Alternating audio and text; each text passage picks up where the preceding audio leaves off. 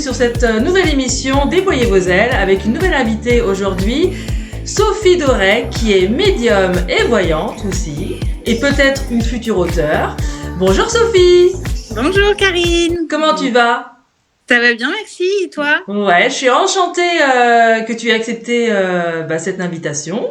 Je suis enchantée que tu m'aies demandé, merci. Voilà, et puis j'ai hâte d'écouter ton parcours parce que tu as un sacré parcours. On a quand même échangé toutes les deux pendant 1 heure. Et tu vas nous expliquer un petit peu ton parcours terrestre qui t'a amené justement à ce parcours spirituel et qui n'a pas été simple. Je pense que maintenant c'est beaucoup plus simple dans ta vie à partir du moment où tu as compris les choses. Mais c'est toujours cette même histoire en fait. À partir du moment où on comprend pas, on se prend des murs et on n'avance pas en fait. Alors vas-y Sophie, je t'écoute. Et puis, déjà t'as quel âge ? Dis-nous tout.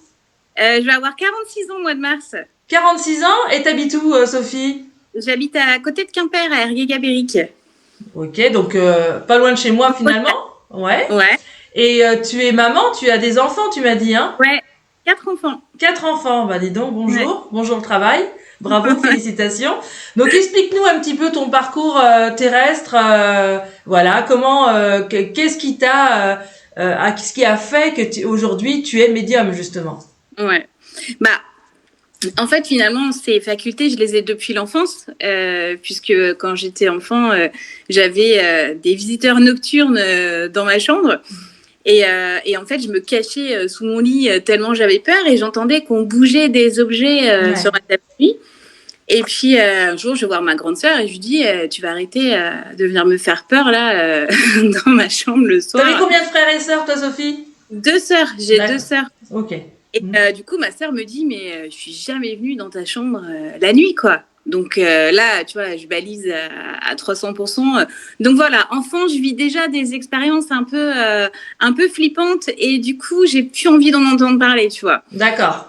Les années passent, je me marie, j'ai des enfants. Et en fait, il faut savoir que j'ai un parcours de vie difficile. Oui. Pas eu facile, j'ai eu un mariage compliqué, j'ai été née handicapée. Donc j'ai beaucoup de souffrance en fait en moi. Et un jour, je me retrouve carrément clouée au sol, mais de douleur, quoi, à plus pouvoir me lever tellement mon corps souffrait. Et là, je vais voir mon ostéo habituel qui me dit, et tu vas voir que les ostéos, ils ont toujours eu un rôle dans ma vie. Et là, l'ostéo me dit, écoutez, ce que vous avez, c'est vraiment psychologique. Il va falloir, je vous conseille d'aller voir une hypnotiseuse. Ça va vous éviter 15 ans de psychothérapie. Donc, je suis son conseil. Je vais voir une psy qui fait ça sur Quimper. Et elle me fait une hypnose. Alors, c'est hypnose ericksonienne, je crois. Et ça se passe bien, tu vois, en douceur et tout. Mais bizarrement, après, je me suis mis à capter des choses, quoi. Mais vraiment, quoi. Comme c'est ce que tu m'as expliqué. Quand tu es sortie de cette séance, c'est comme si, en fin de compte, tu captais tout. C'est comme si le monde de l'invisible, il s'est réouvert à toi, en fait. Exactement, mais réouvert de manière fulgurante, quoi. C'est-à-dire que j'avais des informations qui me venaient de partout. Je voyais des gens dans la rue, je savais des choses sur eux. Et on m'a mise à capter plein d'informations, mais trop, je savais pas quoi en faire. J'étais pas ancrée, je savais pas le maîtriser, je savais pas le gérer. Enfin bref, j'ai complètement perdu pied.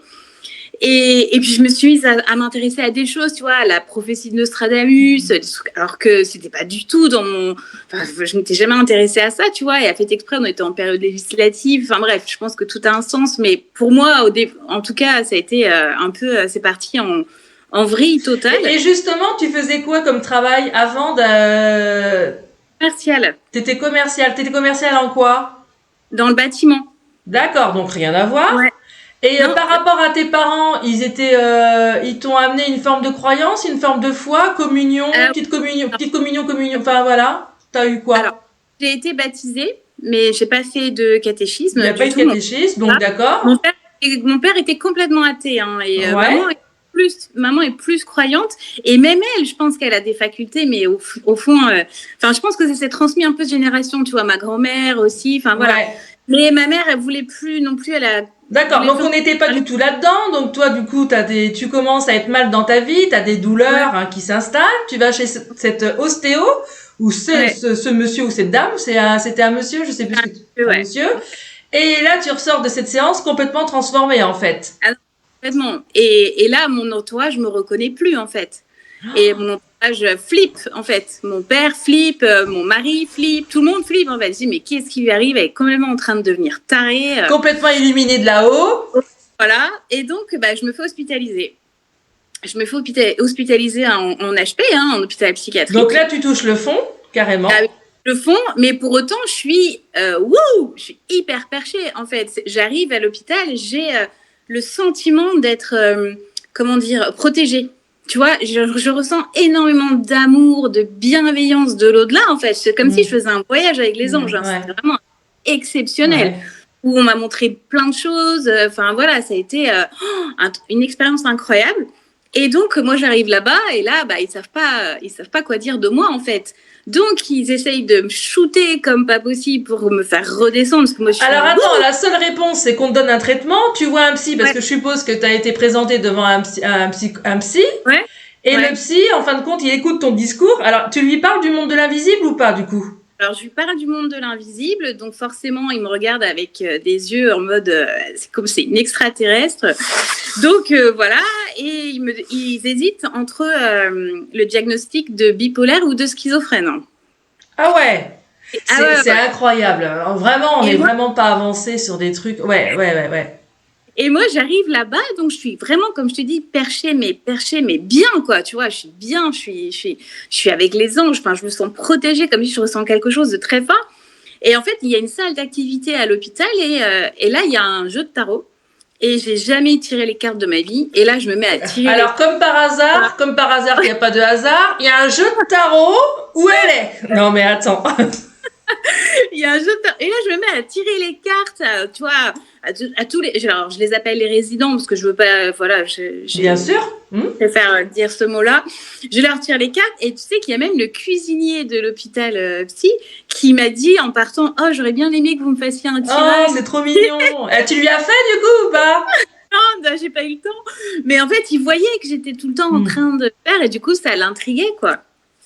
Et donc, bref, j'ai dû revenir sur tout ce que j'avais dit au psy et finalement, ils ont retenu le diagnostic bipolaire. Donc, voilà. Ouais. Donc, ils m'ont fait un traitement, mais alors quand je te dis carabiné, c'est en gros, on te fait taire, quoi. Donc, ils te donnent un traitement hyper lourd. Donc, je suis sortie de là, j'étais un vrai légume. Voilà. Et c'est bien que je me suis dit, je suis bipolaire, quoi. Je suis pas médium, en fait. Je suis bipolaire. Tu vois, c'est resté... Voilà, je me suis fait une raison. Et peut-être que tu n'avais pas compris, finalement, que tu étais voyante et médium. Tu l'avais peut-être pas mis le mot encore, tu vois. Non, je n'avais pas compris du tout ce qui m'arrivait, au final, tu vois. Je me suis dit, ok, je suis bipolaire, je pétais les plombs. Enfin, voilà, quoi. Et puis voilà, je divorce, je me retrouve dans un appartement avec mes enfants, je suis à côté d'un cimetière. Alors, c'est pareil, comme par hasard, je me retrouve à côté d'un cimetière, tu vois. C'est ça. Et 2 fois, à 2 reprises, j'ai eu des logements à côté d'un cimetière. Et là, bizarrement, parce que tu vois, le traitement, ils l'ont diminué, parce qu'après, ils le diminuent pour l'adapter à la personne. Maxi. Et là, en fait, je commence à avoir des clairs ressentis. Tu vois, je ressens qu'il y a des personnes des âmes à la maison, je les ressens. Voilà, tu vois, ça revient progressivement. Je pense que l'univers, ils se sont dit là, on va y aller plus mollo avec elle. C'est un peu assommé, tu vois. Ouais, mais tu sais, ils aiment bien. Moi, pour avoir fait des interviews avant, puis par rapport à mon parcours, à un moment donné, quand tu piges pas, quand tu comprends pas. Soit, comme tu dis, toi c'est HP, ou soit moi c'était cloué au canapé, je pouvais plus me lever. Oui, tu vois, moi j'étais clouée au sol. Voilà, donc à un moment donné, tu piges pas, là tu vas comprendre. Ouais, non, mais c'est ça. Ouais. Et le pire, c'est que je me rends compte que pendant des années, on me l'a dit, tu vois, mais à chaque fois tu retardes l'échéance. Ouais. Et puis il faut pas oublier aussi qu'on est dans le monde de la matière. Mais c'est ça. On a besoin d'argent, on a besoin d'avoir un travail, on s'accroche à ça et on se dit non, c'est pas possible. Donc on retarde tout le temps en fait. Exactement. Et puis il faut savoir que avec mon étiquette de bipolaire, tu vois, je le crée pas sur les toits non plus. Ouais. Donc je les cartes à mes copines, aux copines des copines.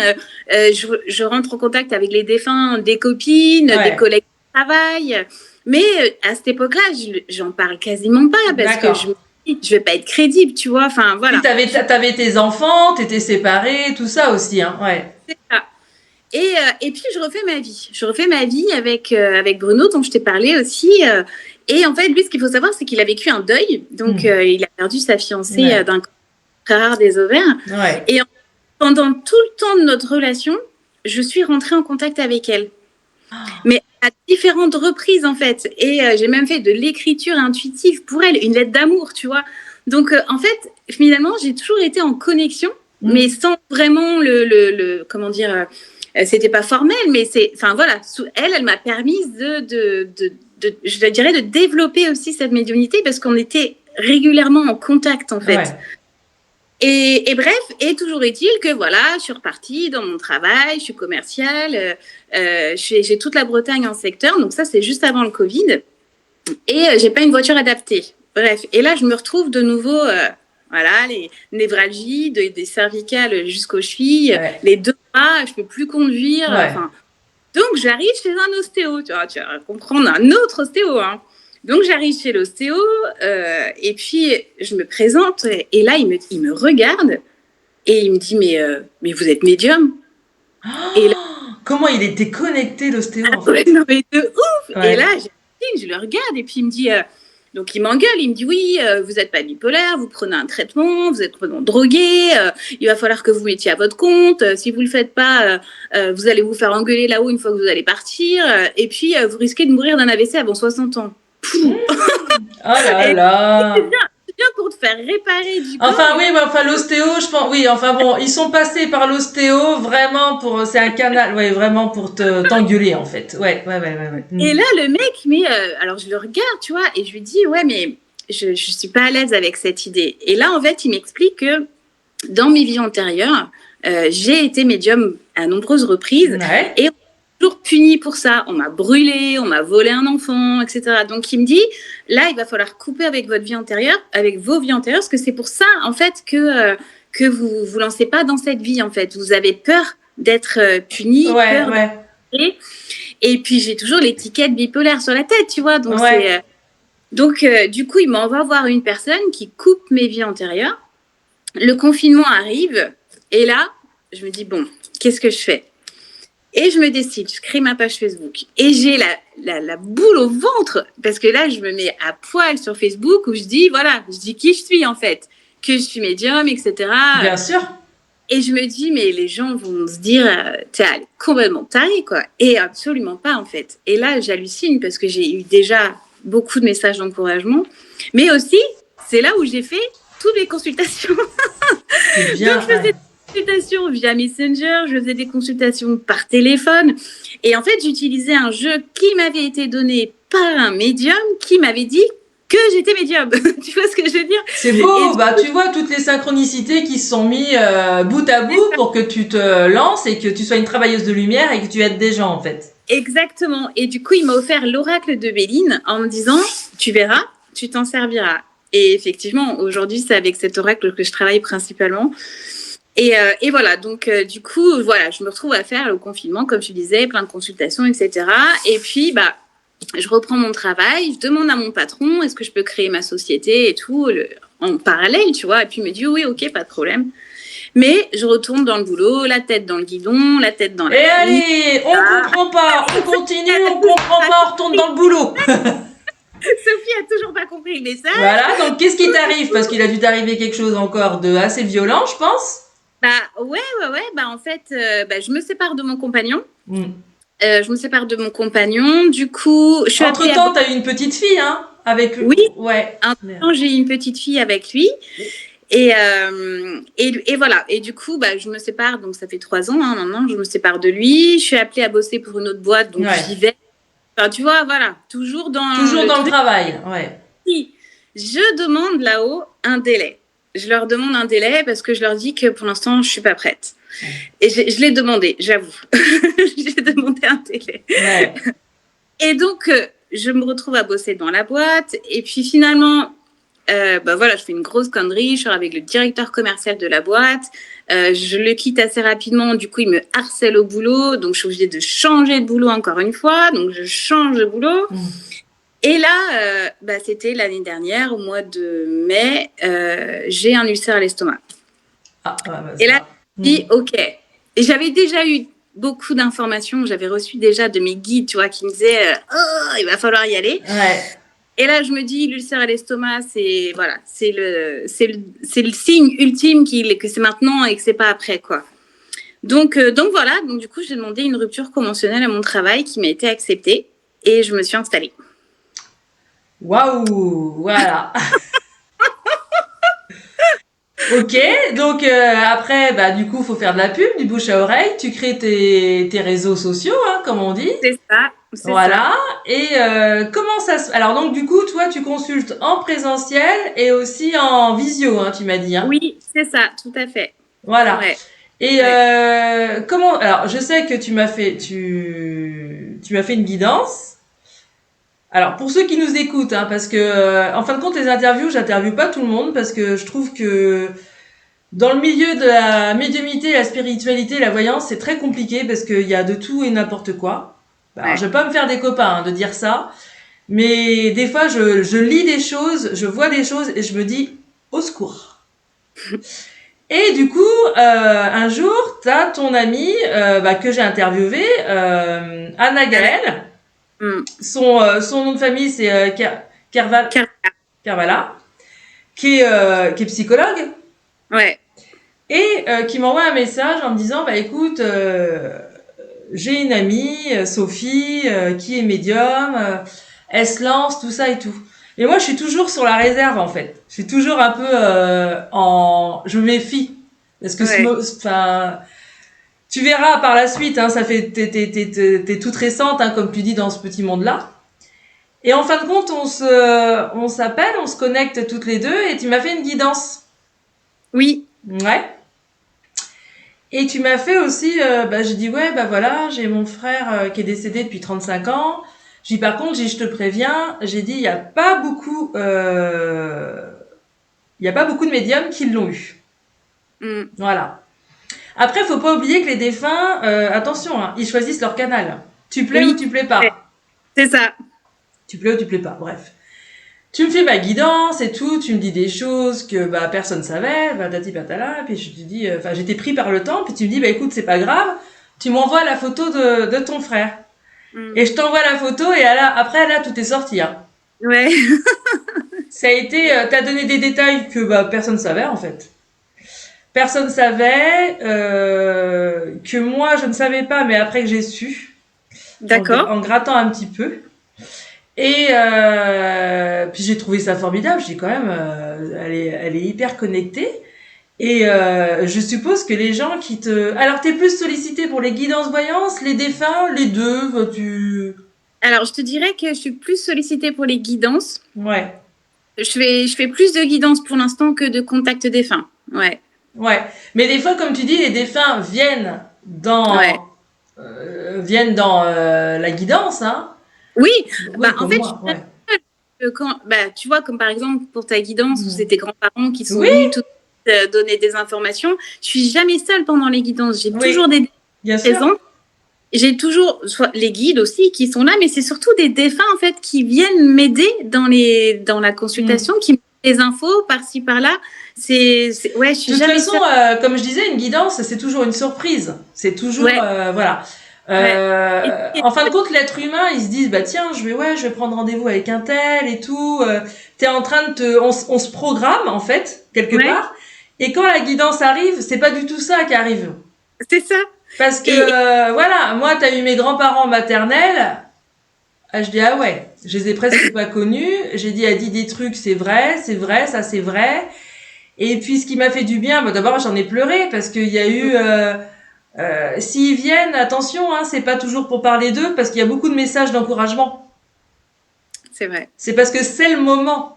C'est ça. C'est la synchronicité où en disant bon allez, l'univers, ils vont être sympas, une petite grâce divine pour Karine. Elle travaille beaucoup. En plus, j'ai beaucoup travaillé la semaine dernière. J'avoue, j'étais très fatiguée la semaine d'avant aussi. Et en fin de compte, ils sont passés par toi en une petite grâce divine en disant allez, tiens, on va lui dire ça, on va lui dire ça. Et en fin de compte, ça fait du bien en fait. Ouais. Oui, mais comme mes guides sont passés par toi aussi pour dire allez, c'est bon. Ah oui, là, oui. Mais c'est vrai que souvent, t'as des gens qui vont te prendre une guidance voyance, bah, comme avec toi ou avec moi, et ils vont être très dans le truc matériel, hein, bah, le travail, est-ce que je vais pouvoir acheter ma maison, est-ce que mes enfants, est-ce que le sentimental, les projets, la famille et tout. Et puis tout d'un coup, hop, l'invisible arrive, les défunts arrivent, et là, tac, tac, tac, t'as des petits encouragements, des petits trucs et tout. Ah bah oui, mais je comprends pas parce que mon grand-père, moi, je l'ai pas connu beaucoup, j'avais 2 ans.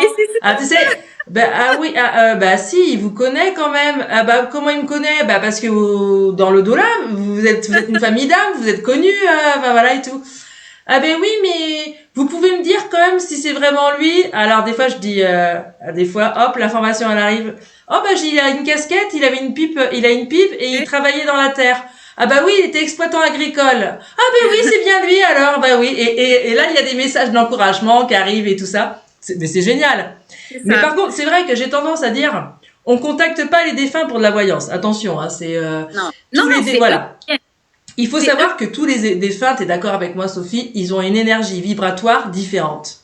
Le défunt qui était timide, qui se livrait pas beaucoup, si vous voulez faire un contact avec lui, il va souvent pas dire beaucoup, il va être très discret, et souvent il y aura soit un conjoint, un frère ou une tante ou les guides pour dire les choses à sa place. Je pense que t'as ressenti ça toi aussi, hein. Ah oui, et puis même à contrario, un défunt qui est drôle, et il reste en fait comme ça. Bien sûr, il a sa dernière énergie vibratoire sur Terre.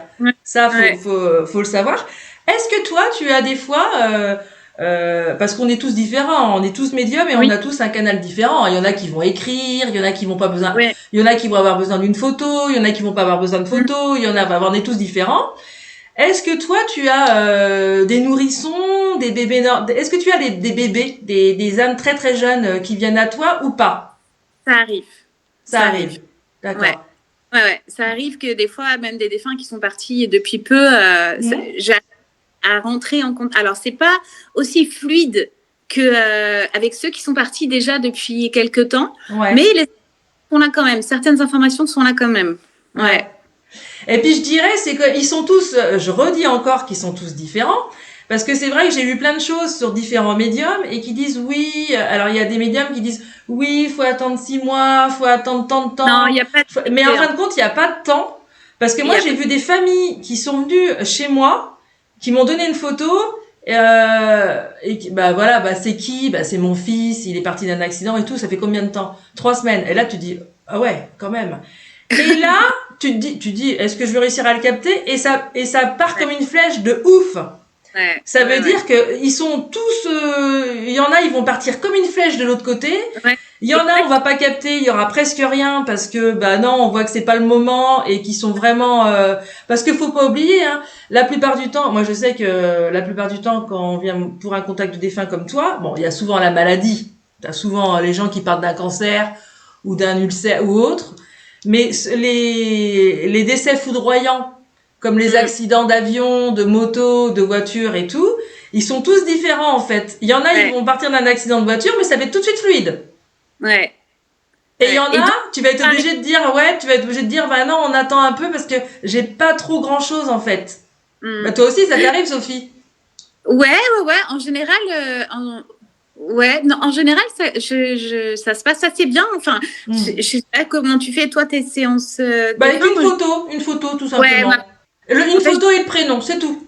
Voilà, pareil. Je demande. D'ailleurs, moi, les défunts me donnent pas leur prénom parce que justement, je demande toujours aux consultants. Le prénom avant. Ouais, toujours. Ouais. Et il faudrait pas que je demande que le défunt me le dise parce que du coup, ils sont habitués à pas me donner leur prénom. Non. Et puis, des fois, on entend.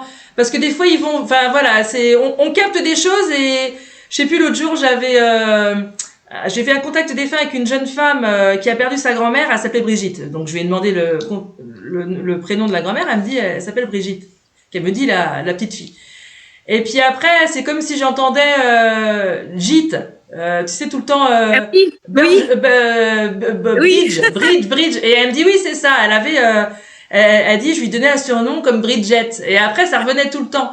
Mais au début, non, j'ai jamais le prénom. C'est toujours moi qui, comme toi, demande. Alors, on n'a pas besoin non plus de la date de naissance ou la date où il est parti. Hein. Ils s'en foutent. Hein. Voilà. Ouais. Moi, je demande pas. Je demande juste le prénom, enfin la photo déjà. Ouais. Et après, c'est ce qui. C'est ton point de départ, en fait, Sophie. C'est ça, c'est la connexion.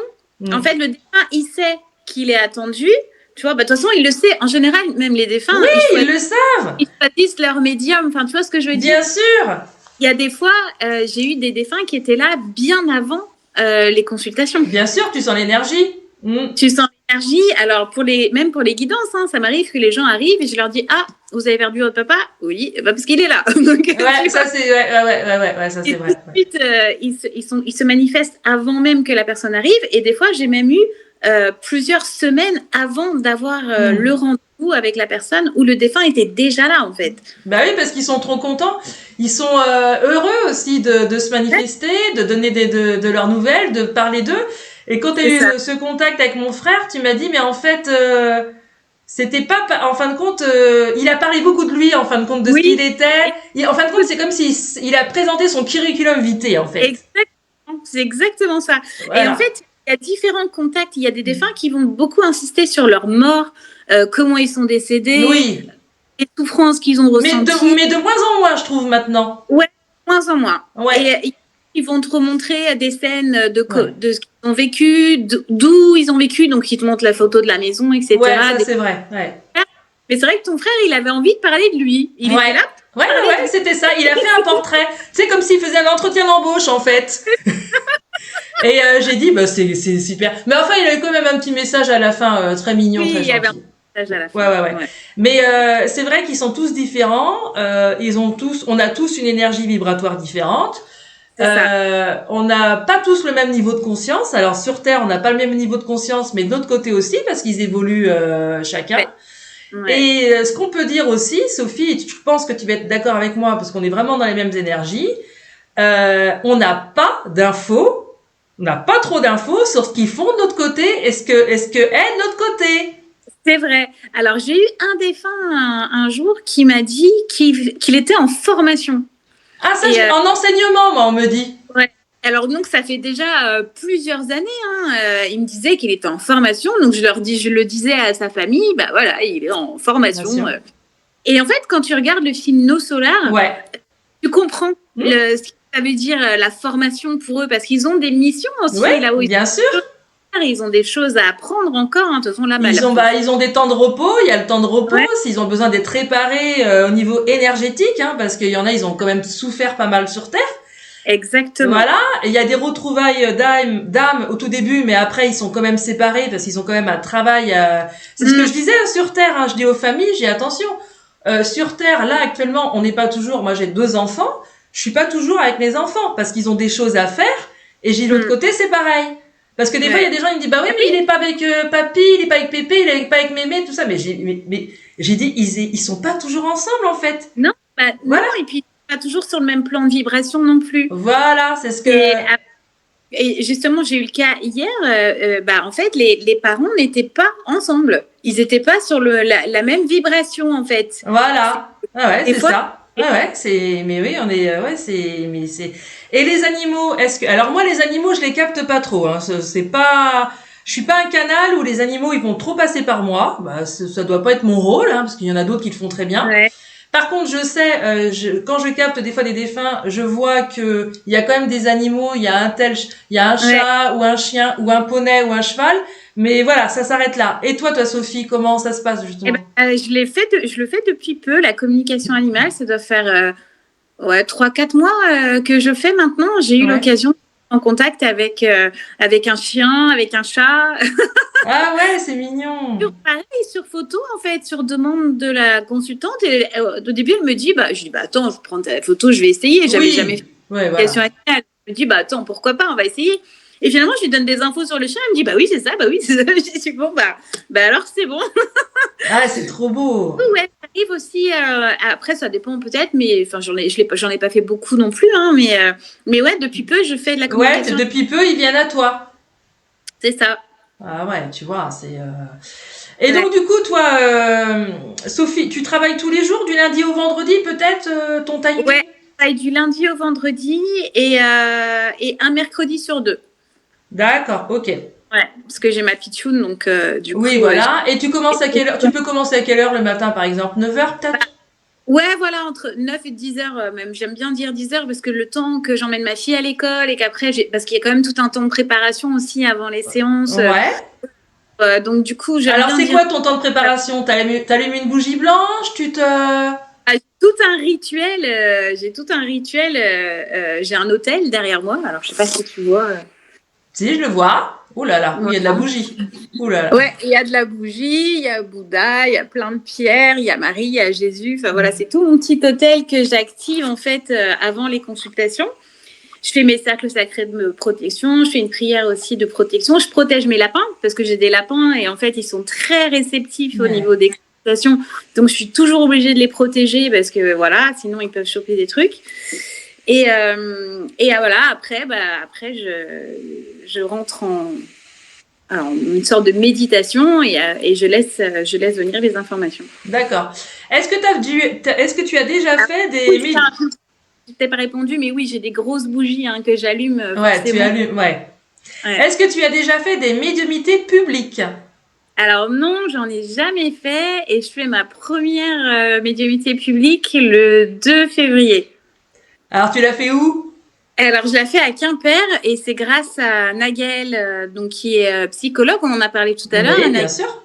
Que je suis allée voir en consultation, qui est devenue une amie depuis et qui m'aide énormément sur mon parcours. C'est pareil, on ne rencontre pas les gens par hasard. Non, on la salue d'ailleurs. Un bisou à Nagaël. Ouais. Gros bisous Anna, elle m'aide énormément sur mon parcours. Enfin voilà, elle m'envoie du monde. Elle est top quoi. Et du coup, elle fait une conférence avec son chéri, une conférence qui s'appelle Trajectoire, où en fait eux vont raconter leur parcours sur la terrestre aussi et spirituelle. Ouais. Et je vais raconter mon parcours et je vais faire ma première médiumnité publique. Ouais. Donc j'ai beaucoup de trac parce que je sais pas du tout comment ça va se passer. Autant en aparté, ça se fait bien, mais après. Je pense que de toute façon, si on t'a planté là ce jour-là, c'est que tu vas délivrer des messages aussi. C'est ça, ouais. Je pense qu'il n'y a pas de hasard. Il n'y a pas de hasard, pas de coïncidence. C'est vrai que la médiumnité publique, c'est un sacré exercice. Parce que nous, en tant que médium, on a des peurs aussi, on est des êtres humains. Et on se dit que si on canalise rien, on va plus être... On joue sa vie un petit peu, parce qu'on fera plus crédible, quoi. Voilà. Mais je pense que si t'es là ce jour-là, c'est que t'as des messages à délivrer, de toute façon. En tout cas, je ferai de mon mieux, ça c'est certain. Donc voilà, on verra. Je me laisse porter. Je me dis, faut pas que je me mette de pression. Je verrai bien comment ça se passe. Et de toute façon, voilà, comme tu dis, si je suis placée là, c'est que ça doit le faire. Voilà. Et qu'est-ce que tu penses aujourd'hui des ruptures de contrat, des gens qui mettent fin à leur vie?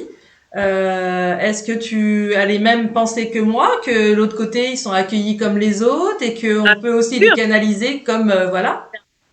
En fait, un suicidé n'est pas impuni. En fait, de ce que j'en pense, en tout cas, quelqu'un qui suicide, c'est quelqu'un qui s'est donné beaucoup trop d'épreuves dans sa vie parce que, je pense que tu es d'accord avec moi, l'âme choisit ses épreuves sur Terre. Bien sûr. Et du coup, on sait déjà tout. L'âme, c'est tout. C'est pour ça que les intuitions, l'âme sait déjà notre parcours parce qu'on s'est déjà imposé toutes ces épreuves. Mais je pense que quelqu'un qui se suicide s'est imposé peut-être des fois beaucoup trop d'épreuves en fait dans sa vie. Ils le disent les guides, attention. Parce qu'on prépare notre parcours terrestre avec nos guides, c'est comme une sorte de conciliabule, une réunion, et ils disent là, attention, là, parce que l'âme, elle est tellement joyeuse et libérée et dans l'amour qu'elle se dit, je vais faire ça, puis je vais me refoutre une charge, et puis je vais perdre un enfant, je vais être paralysée, et là on leur dit non, stop, parce que si tu fais ça, tu risques de couper ton parcours, et il va falloir que tu recommences. Exactement, et que tu recommences peut-être même sur plusieurs. Voilà. Parce que du coup, l'âme qui se suicide, elle monte comme tout le monde. Bien sûr. Elle est accueillie comme tout le monde, bien sûr. Elle reviendra et peut-être va étaler sur plusieurs vies les épreuves qu'elle s'était imposées, quoi.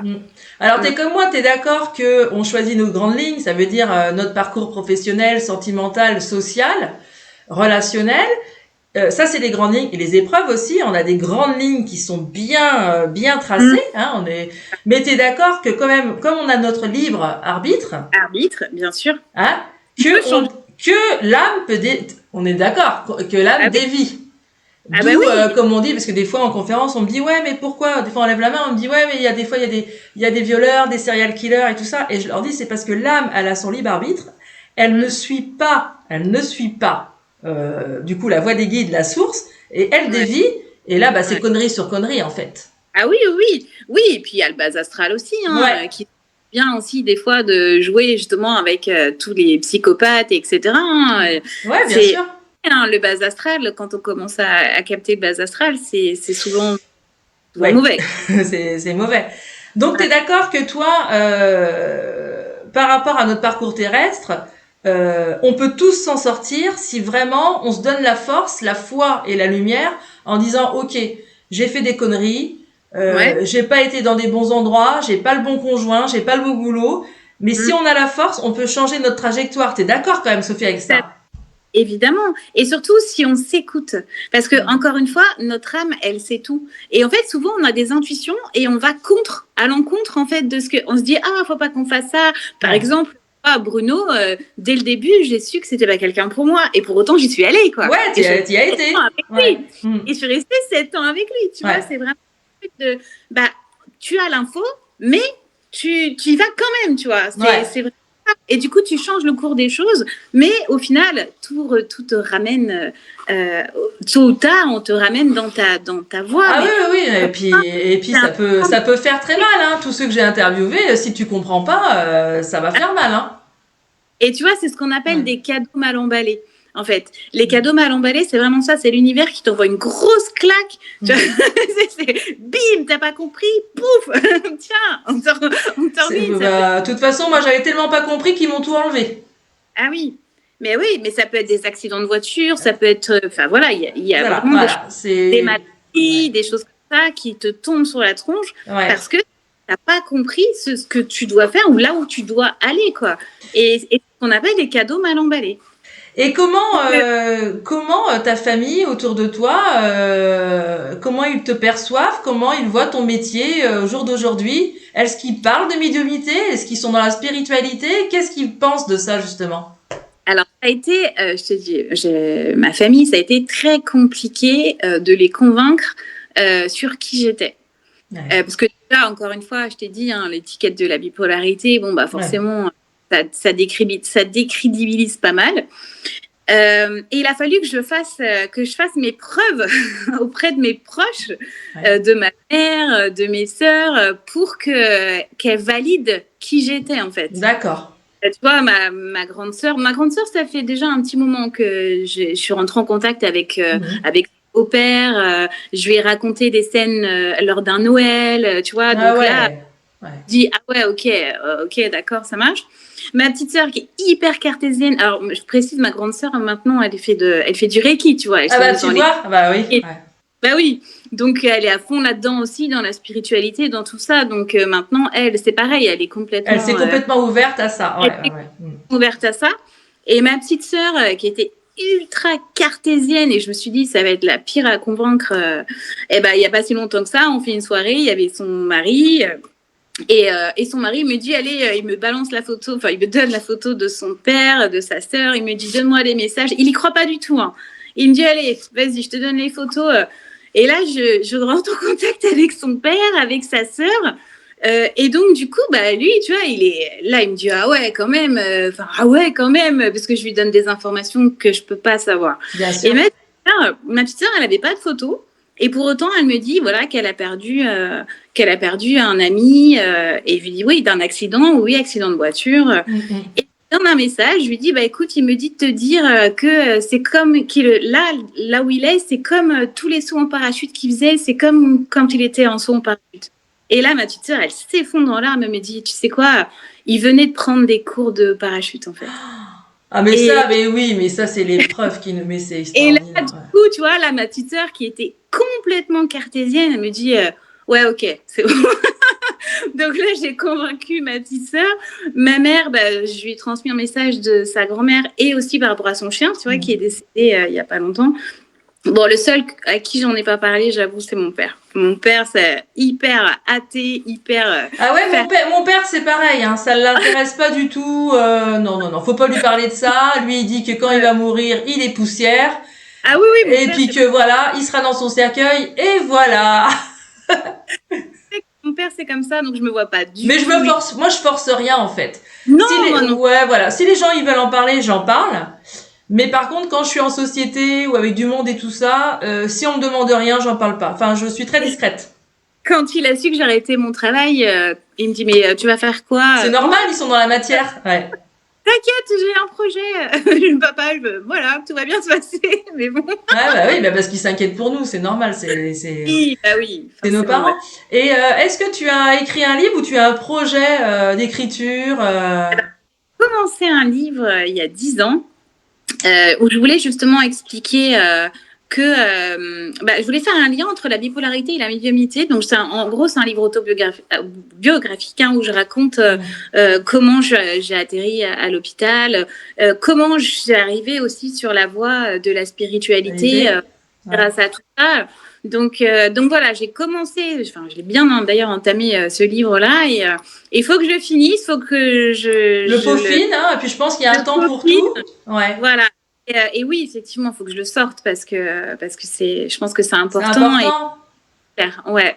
C'est important pour ceux qui vont te lire parce que il y a beaucoup de livres thérapeutiques. Tu vois, je suis en train de lire le livre de Sonia Barkala là. Elle dit comme moi qu'elle très tôt elle a lu le livre du docteur Moody, La vie après la vie. Elle l'a lu à 12 ans et moi pareil. Et c'est des livres thérapeutiques parce que qui nous disent ah ouais, il y a ça. T'as une porte quand même. Ça, on se raccroche à ça. C'est comme s'il nous disait, tu vois, ta vie, ok, il y aura des épreuves, ça sera un parcours épineux, mais on est là. Ouais. Et t'as plein de livres comme ça qui sont super thérapeutiques. J'ai adoré les livres de Rénal Roussel. Le premier livre de Florence Hubert, je l'ai dévoré, ça m'a beaucoup aidé aussi. Il y en a plein en fait qui peuvent nous aider. Il y a aussi Les signes de l'au-delà de Dorine Vertu. Il y a la Bible des anges aussi à lire. Je sais pas si tu l'as lu. Non. De Joanne Flasbury, et elle explique justement la hiérarchie angélique. Il faut savoir que de l'autre côté, il y a une multitude d'anges et d'archanges. Oui, tout à fait. Qui virevoltent, qui sont autour de nous. Et il y a aussi Demandez à vos guides de Sonia Choquette. Je sais pas si tu connais. Ouais. Non. C'est pareil, ça c'est une pépite, ce livre, Demandez à vos guides. Elle explique que de toute façon, vos guides, on a tous des guides. Oui, bien sûr. Voilà. Alors il y a des guides qui viennent, qui passent et qui changent selon l'évolution de notre âme. Et elle disait qu'il faut les actionner. En fin de compte, elle dit si vous leur demandez rien, si vous les priez pas, ils feront rien. Donc elle insiste sur ça. Et je dis toujours à mes clients, mais même prenez une feuille. Moi j'ai une prière que j'ai sur moi, je la porte toujours sur moi. J'ai une prière vraiment assez puissante. Mais je leur dis mais écrivez vos. Bah oui, mais qu'est-ce que j'écris? Mais ce que vous voulez, ce que vous ressentez, ce que votre âme demande à l'univers. Alors par contre, bien sûr, on va pas demander j'aimerais bien coucher avec le voisin parce qu'il ressemble à Robert Redford. Non, ici il est marié, ta prière elle va pas marcher. Non, il faut vraiment demander ce qui est bon pour vous. Les chiffres du loto. Voilà, c'est ça. Non, j'ai dit demandez ce qui est bon pour vous. C'est vraiment, faut actionner, les actionner, les guides et les anges. Ils sont autour de nous. On a aussi nos défunts. Alors nos défunts, c'est pareil. Des fois, j'ai des messages où quand je fais mes consultations, oui, mais est-ce que Pépé Émile, il va m'aider à avoir mon permis de conduire? J'ai dit non, ça se passe pas comme ça. C'est pas les défunts qui vont actionner notre vie. Par contre, ils vont nous ils peuvent nous envoyer de la force, de la lumière. Le jour, j'ai fait un contact défunt et je dis à la fille, je lui dis, vous avez un fils ou il y a un jeune là qui passe son permis, tout ça. Elle me dit, c'est mon neveu qui passe son permis de conduire la semaine prochaine. J'ai écouté, je dis, votre frère, c'était un contact avec son frère. Et, je suis en train d'enlever une fenêtre là. C'était un contact avec son frère et son frère disait que le jour de son permis, il sera à côté de lui. Ouais. Et qu'il lui enverra toute la force nécessaire. Et c'est exactement ce qui s'est passé, le permis, il l'a eu. Mais oui, mais des fois, ils peuvent envoyer aussi des rencontres. Ouais. Et moi, je dis des fois, pendant les consultations, il va vous envoyer un amoureux, là, prochainement. Ils peuvent envoyer des cadeaux, ouais, mais après, ils font pas... Voilà. Je dis que chacun est actionnaire de sa vie. J'ai dit, voilà, il faut actionner, il faut ouvrir les bonnes portes. Vous avez tous un trousseau de clés. Ces clés-là, servez-vous-en pour ouvrir les bonnes, enfin, voilà, déverrouiller les bonnes serrures et aller vers les chemins de lumière. Et faites très attention aux gens que vous fréquentez aussi. C'est ça. Et puis après, encore une fois, comme tu disais, il faut pas hésiter à demander. En fait, on n'a pas appris, nous, tu vois, à demander. C'est dans la culture, hein, c'est dans les mœurs, hein, tu vois.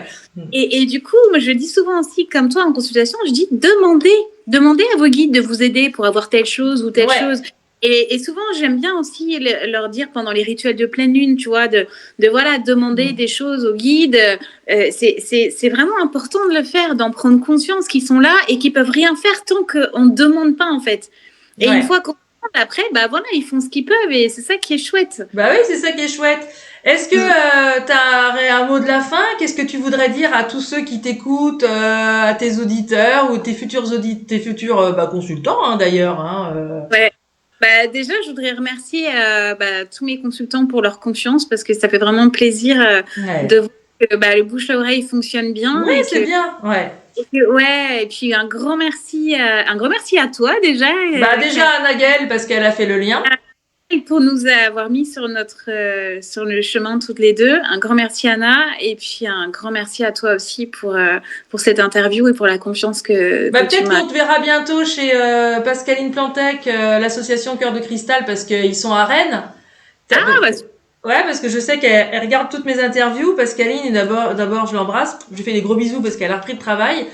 Et elle va regarder l'interview et je me dis pourquoi pas chez elle pour expliquer peut-être ton parcours et puis une médiumnité publique pour aider les gens qui vont te regarder, qui vont t'écouter et qui ont besoin d'avoir qu'on leur réchauffe leur cœur, qu'on rallume les lumières en fait. Mais c'est ça, mais oui, c'est ça. Ouais.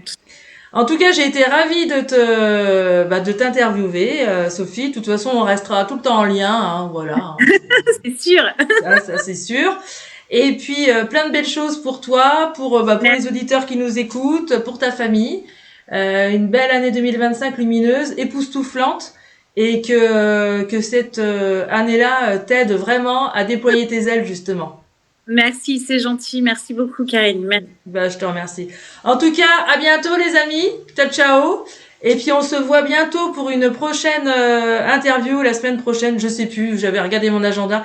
Je sais plus qui c'est, mais ça va être encore une personne formidable. Et il y en aura d'autres. Et voilà, c'est ça qui compte. Et justement, aider les gens, c'est vraiment le principal. Si tout le monde pouvait s'entraider, ça serait super. Exactement. Que tout le monde soit dans l'amour et dans la bienveillance. Voilà. Bisous Sophie, à bientôt. Bisous Karine. À bientôt. Ciao.